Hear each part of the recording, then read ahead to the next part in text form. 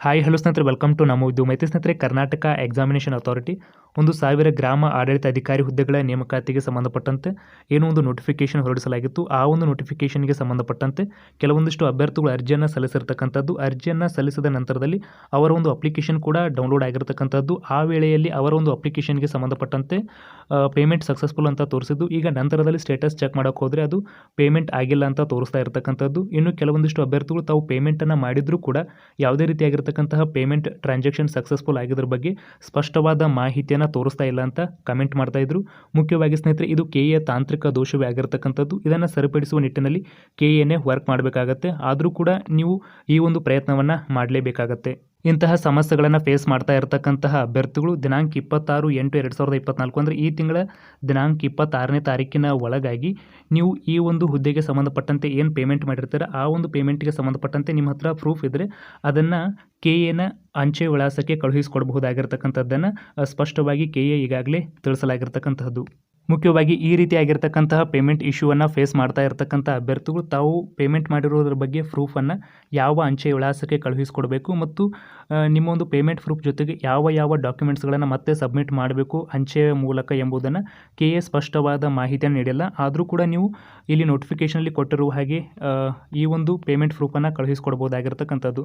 ಸ್ಪಷ್ಟವಾಗಿ ಇಲ್ಲಿ ನೋಟಿಫಿಕೇಷನಲ್ಲಿ ಗಮನಿಸಬಹುದಾದರೆ ಇಲಾಖೆಯ ಜೊತೆಗೆ ಯಾವುದಾದ್ರೂ ಒಂದು ಪತ್ರ ವ್ಯವಹಾರವನ್ನು ಮಾಡುವಾಗ ನಿಮ್ಮಲ್ಲಿ ಯಾವುದೇ ರೀತಿಯಾಗಿರ್ತಕ್ಕಂಥ ಅಪ್ಲಿಕೇಶನ್ಗೆ ಸಂಬಂಧಪಟ್ಟಂತೆ ಏನಾದರೂ ತೊಂದರೆ ಇದ್ದರೆ ನೀವು ಅಂಚೆಯ ಮೂಲಕವಾಗಿ ಇಲಾಖೆಯನ್ನು ಸಂಪರ್ಕಿಸಬಹುದಾಗಿರ್ತಕ್ಕಂಥದ್ದು.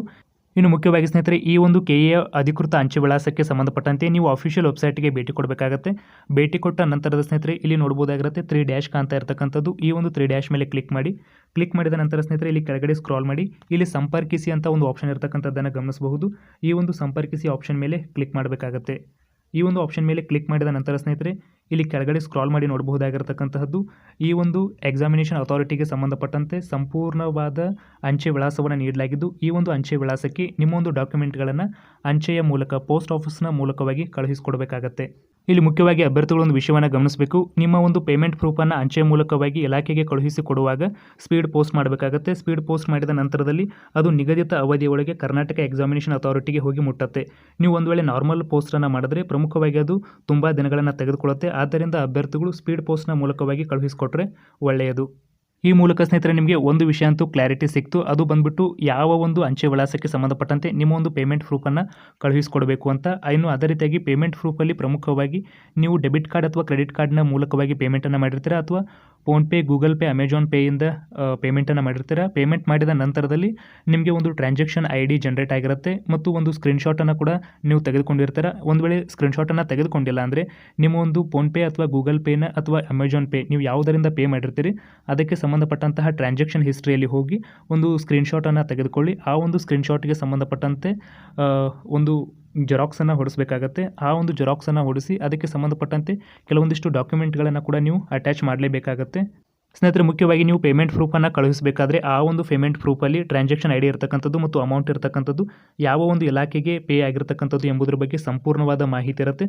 ಆ ಎಲ್ಲ ಮಾಹಿತಿ ಕೂಡ ಸ್ಪಷ್ಟವಾಗಿ ಕಾಣುವಂತಿರಬೇಕು.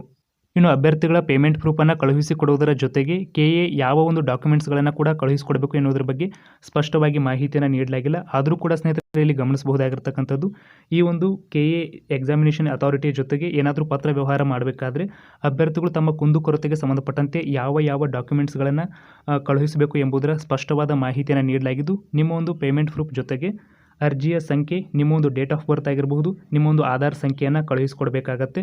ಪ್ರಮುಖವಾಗಿ ಅದನ್ನು ಮೆನ್ಷನ್ ಮಾಡಿರ್ತಕ್ಕಂಥದ್ದನ್ನು ಗಮನಿಸಬಹುದು. ಮತ್ತು ನಿಮ್ಮ ಪೂರ್ಣ ಹೆಸರು ಬಿಡಿಯಾಗಿ SSLC ಮಾರ್ಕ್ಸ್ ಕಾರ್ಡಲ್ಲಿ ಯಾವ ರೀತಿಯಾಗಿರ್ತಕ್ಕಂಥದ್ದು ಅದನ್ನು ಕಳುಹಿಸಿಕೊಡಬೇಕಾಗತ್ತೆ. SSLC ಮಾರ್ಕ್ಸ್ ಕಾರ್ಡ್ನ ಒಂದು ಪ್ರತಿಯನ್ನು ಕಳುಹಿಸಿಕೊಟ್ರೆ ತುಂಬ ಒಳ್ಳೆಯದು.